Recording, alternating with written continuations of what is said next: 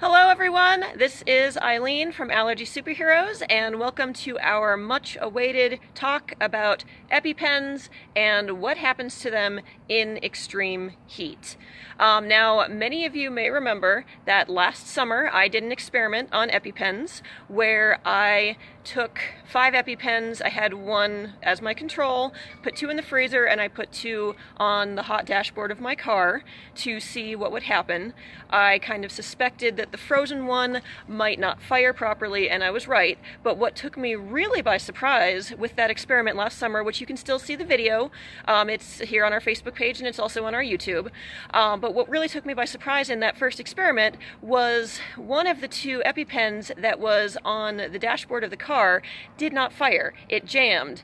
And if you listen really carefully in the first video, you can hear it click. You can hear it engage when I first press on it.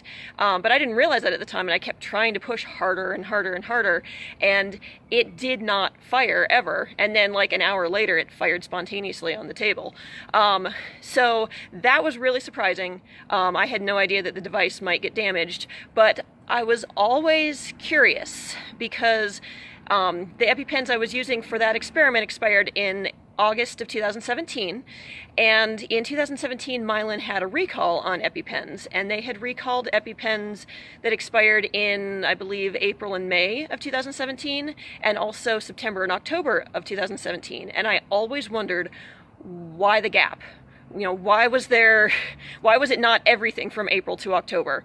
And I actually had it on good authority that Mylan only recalled lots where they had a known EpiPen error, and so there was a good chance that whatever was wrong with them could have affected other pens as well. So I always wanted to know, was that the reason that EpiPen failed, or was it actually the heat?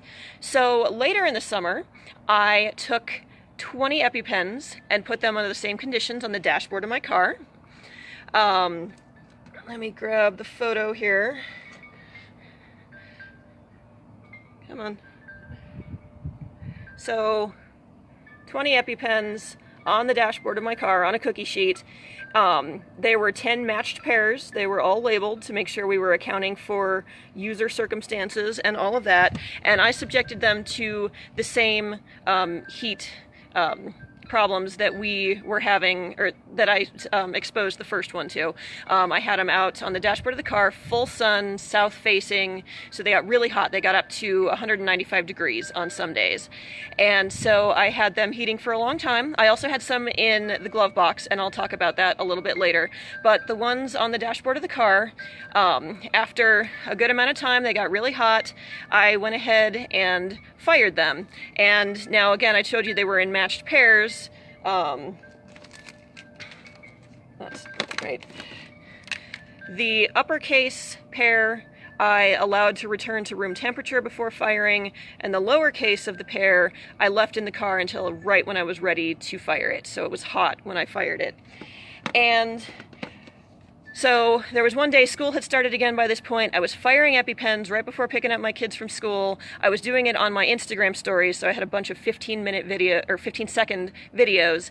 And then I went and picked up my kids and then tuned into Instagram to see if there was any responses. And there wasn't, because the videos had not posted. I lost all of the data, the actual watch it fire data from that, which was just so devastating. I mean, the wind went out of my sails because no one but Dean and I got to see what actually happened when these pens got fired, because what happened was remarkable and just amazing, because more than half of those EpiPens did not fire. The ones that were in 195 degree heat on the dashboard of my car, more than half of them were broken. But what was interesting is that a lot of them, like I was firing 1 or 2 per video, I was demonstrating, I was making notes on the video rather than making notes on paper, which was a bad scientist moment. And since they didn't download to my phone or post to the cloud, I was so upset. But more than half of them did not work. So it wasn't just a recalled pen in the first case, or a pen that should have been recalled in the first case.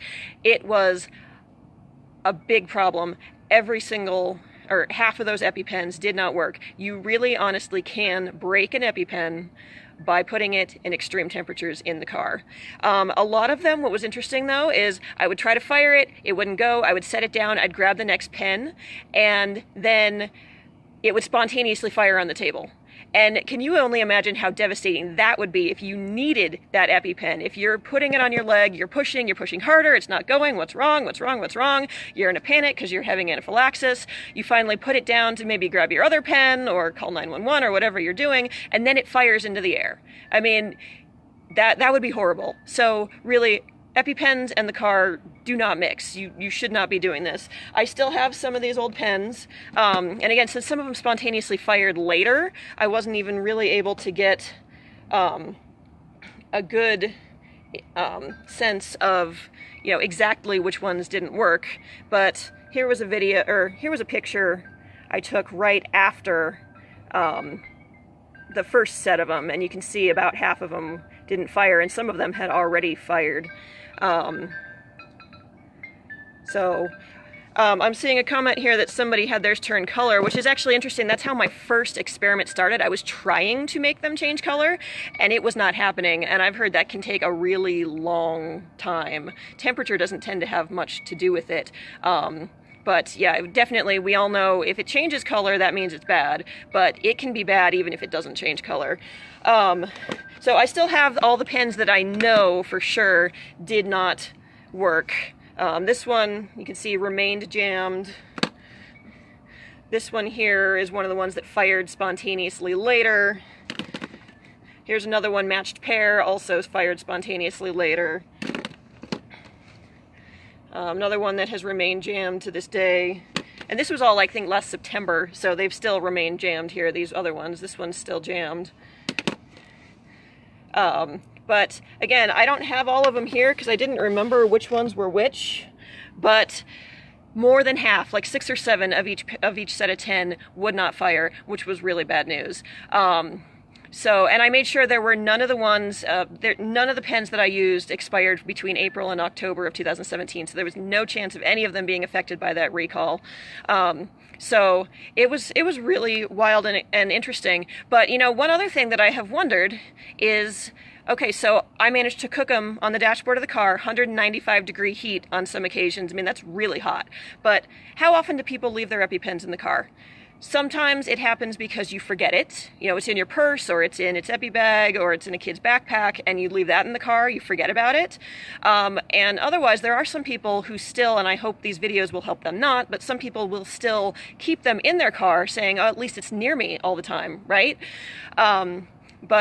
So those people aren't going to leave it in the sun on the dash. They're going to put it in the glove box or in, you know, the center console in some sort of compartment. Those don't get quite as hot. So also, for part of my experiment, I also had some in the glove box. I had 20 more pens, and I put them... What's the orientation on that photo? Come on. Sorry, I'm outside, so the video quality here is not the best. Sorry about that. Come on, there we go. All right, I hope you can see that. So I had 20 more in the glove box of my car, and temperature readings on those only got to 120s, 130s degrees. Now, what happened to those pens? Actually, I don't even know yet. Like I said, the wind went out of my sails when I lost the videos on the other ones, so I haven't even fired them. I still have them. They are right here. So, now that it is getting hot again, I am going to put half of those back in the glove box, because again, I'm trying to fire half of them when they're hot and half of them when they've come back to room temperature. Obviously, these pens have been at room temperature for like 9 months. So I'm going to reheat 10 of them next week, next Wednesday, 1 p.m. I'm going to do another Facebook Live, and I will fire those pens live.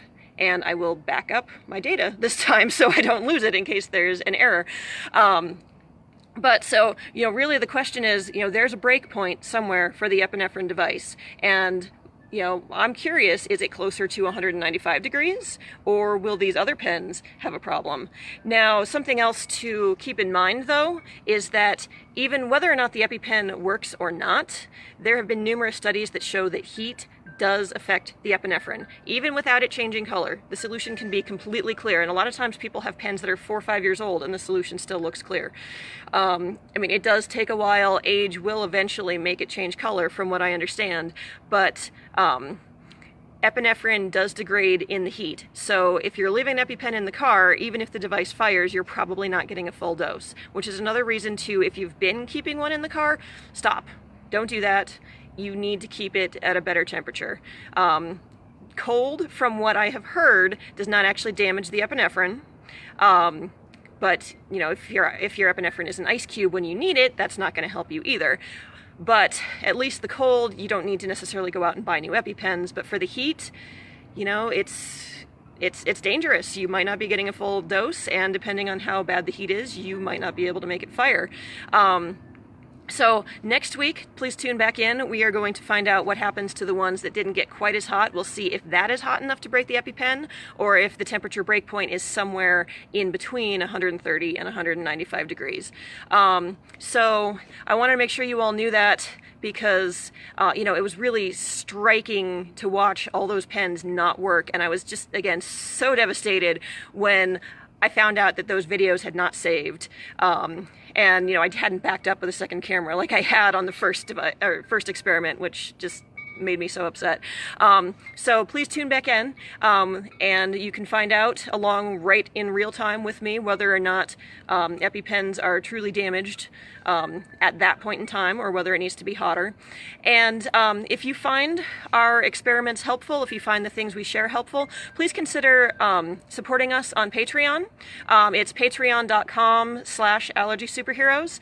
Patreon is a way to help support creators and influencers, and help us keep things like our blog and these experiments going. Even a small amount per month really helps us out. And we've got all sorts of awesome patron-only content that we're doing over on Patreon. We've got some behind-the-scenes pictures and video, and how we as a family navigate food allergies in real life. So we've got all sorts of great behind-the-scenes and special patron-only content over there. So if you find these videos helpful, please consider, if you have the means, helping us out.